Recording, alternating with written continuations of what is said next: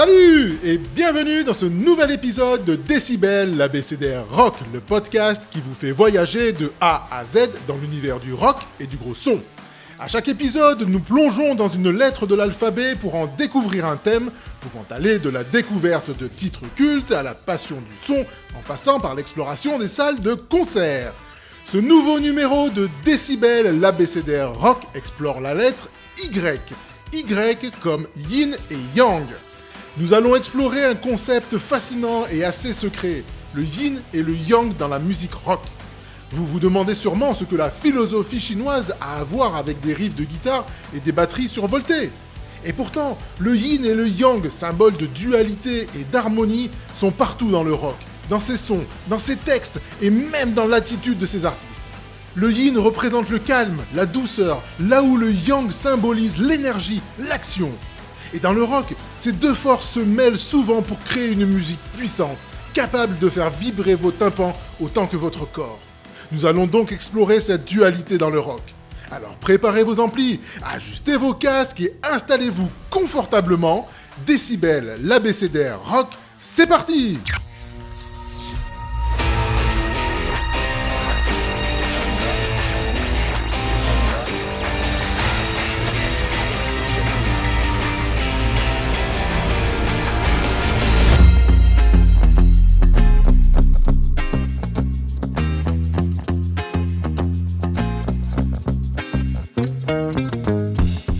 Quand nous parlons de musique, nous pensons souvent aux chanteurs. Mais dans le rock, c'est bien souvent le groupe qui est la force. Mais quand on creuse un peu, nous découvrons souvent une réalité bien plus fascinante. Un noyau binaire, deux forces opposées, qui en centre choquant, crée une énergie que personne d'autre ne peut égaler. Écoutez comme par exemple la voix de Robert Plant, à la fois angélique et sensuelle, le côté yin, et les riffs sombres presque mystiques de Jimmy Page, le côté yang, comme dans le morceau Kashmir de Led Zeppelin, qui incarne typiquement ce rapport opposé mais tant complémentaire. Ou bien encore le duo Flea-Chad Smith des Red Hot Chili Peppers, qui lie la puissance sonore de la batterie à la musicalité mélodique de la basse. Mais ce qui est drôle dans ce duo, c'est que l'inverse est vrai aussi. Les deux artistes peuvent être yin et yang à la fois.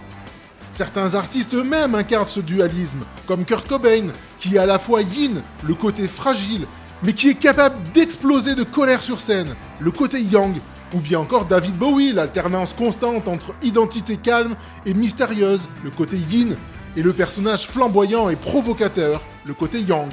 Dans le rock, le charisme vient souvent de cette capacité à incarner les deux pôles à la fois. Les artistes qui réussissent le mieux sont bien souvent ceux qui savent allier contraste et collaboration entre le yin et le yang, et cela se ressent sur leur production, comme avec Stairway to Heaven de Led Zeppelin, Comfortably Numb des Pink Floyd, ou bien encore le yin et le yang, alors, dans un autre genre, de Debout sur le zinc. Mais quand l'équilibre est trop fragile, ou que l'opposition ne se marie plus, les groupes finissent par exploser en plein vol, comme avec les Guns N' Roses. Je t'aime mon amour pour toujours, mais j'ai mis le feu à ma vie, j'ai tout pété! Le rock nous raconte des histoires, de lutte, d'amour, de rébellion et de réconciliation. Et là aussi, le yin et le yang apparaissent clairement. Les paroles qui parlent de solitude, de désespoir, de nostalgie, comme certains titres de Radiohead, et qui s'opposent, tout en étant complémentaires, aux textes de rébellion, de fête, de liberté, comme avec We Will Rock You de Queen ou Born to Run de Bruce Springsteen. Ce sont des hymnes qui invitent celui qui écoute à bouger, à se battre ou à rêver grand. Prenant un autre exemple très parlant, le titre The Wall de Pink Floyd, avec ses alternances de moments introspectifs et des passages explosifs, explorant la solitude et la colère.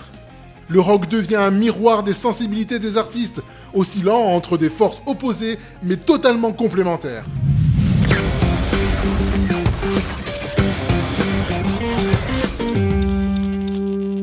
Les instruments jouent un rôle essentiel dans la construction d'un morceau rock, que ce soit en solo ou groupé.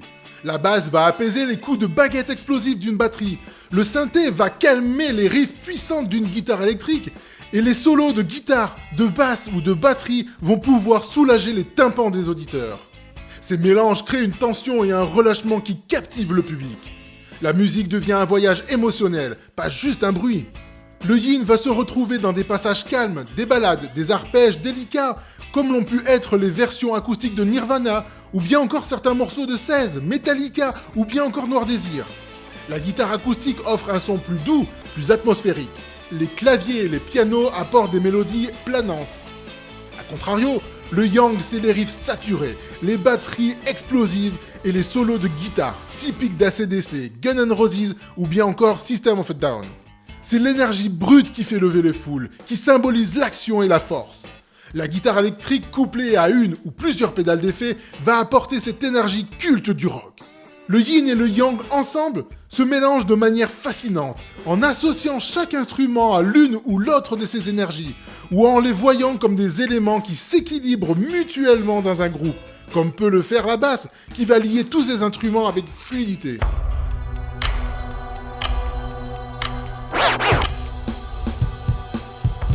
Dans un album ou un morceau, le contraste yin et yang se joue souvent entre douceur et intensité. Et ce n'est pas simplement des concepts abstraits, mais de véritables outils de composition et d'expérience. Ils permettent de créer une tension, de raconter des histoires et d'impliquer émotionnellement l'auditeur. Il n'y a pas de rock sans un bon public, qui sera forcément composé de 50% d'êtres yin, ceux qui chantent faux, et de 50% d'êtres yang, ceux qui hurlent plus fort que la sono.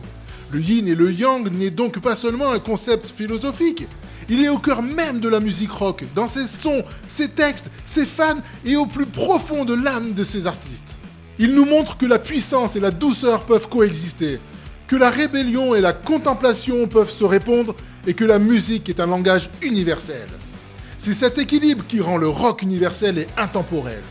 Même les fans les plus jeunes ou les néophytes ressentent instinctivement cette dualité. Ils sont attirés autant par le calme méditatif que par la puissance libératrice. Et c'est là que le rock se distingue par sa capacité à être à la fois yin et yang, là où d'autres genres penchent plus d'un côté. Prenons exemple de la musique électro qui penche plutôt du côté yang, puissante et énergique, là où le jazz fera de pair avec le yin, plus apaisante et tout en douceur.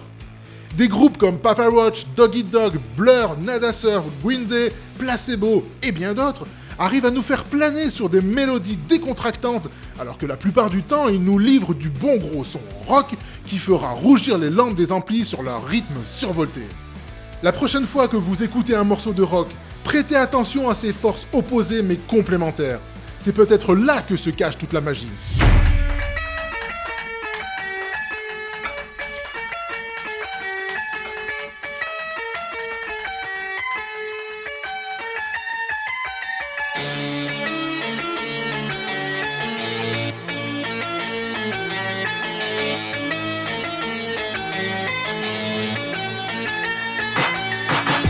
Voilà, cet épisode Y comme Yin et Yang de Décibel, l'abécédaire rock, touche à sa fin. Pour poursuivre l'expérience musicalement, la playlist de ce numéro est d'ores et déjà disponible sur Spotify et Deezer. N'hésitez pas à partager, à en parler autour de vous et à vous abonner à ce podcast qui est disponible sur Spotify, Deezer et YouTube et retrouvez toutes les infos sur Instagram. Merci de m'avoir écouté et à très vite pour la prochaine émission qui sera quant à elle consacrée à la lettre D. D'ici là, restez curieusement rock. Ciao ciao!